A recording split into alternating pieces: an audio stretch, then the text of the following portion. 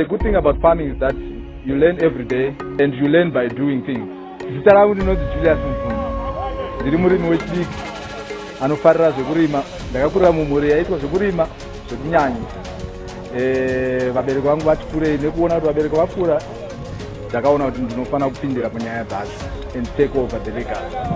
So I introduced my equipment inoita kuti basa rekurima rireruke.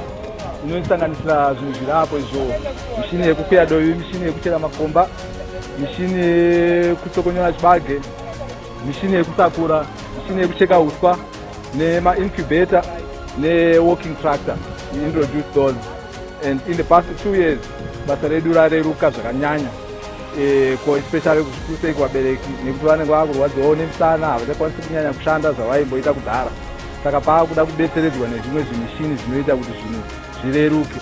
So we introduced those farming equipment, and we introduced more projects to our farming portfolio, which hatichangorambi tichimboita chibage nenzungu. Taakuintroduce ma-horticulture products, takaintroduce fish farming, tine pond redu, takaintroduce futi beekeeping, tine mikoko yedu yenyuchi yatinayo. Mukurima kwedu tikutraya kuva nefarming yekuti iri sustainable, yekuti a waste of a certain product can be used to improve a certain product. For example, waste inobva mufish pond yedu tinoishandisa kudiridza chibage chedu. For example, waste manure kana kuti madororo ehuku dzatinochengeta tinoita kuti maroadrunner nema-layers. Waste yacho tinoishandisa zvekare kupa chikafu nekuisa muminda medu tichibatiridza mombe dzedu. Waste yacho tinoisa futi mumunda.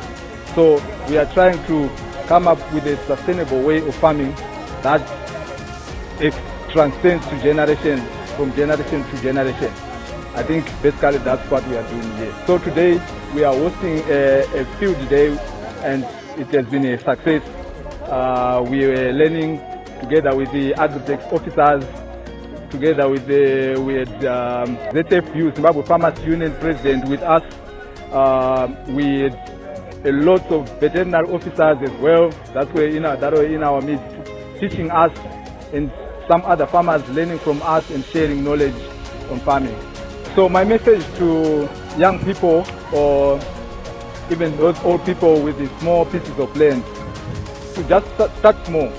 Don't try to start having a big farm for you to start something. Start wherever you are. Start with that 1 acre. Just do something with it. Then you grow as you learn the process as well. The good thing about farming is that you learn every day, and you learn new things every day, and you learn by doing things. So if you start, then you are geared up for better things next time. Thank you.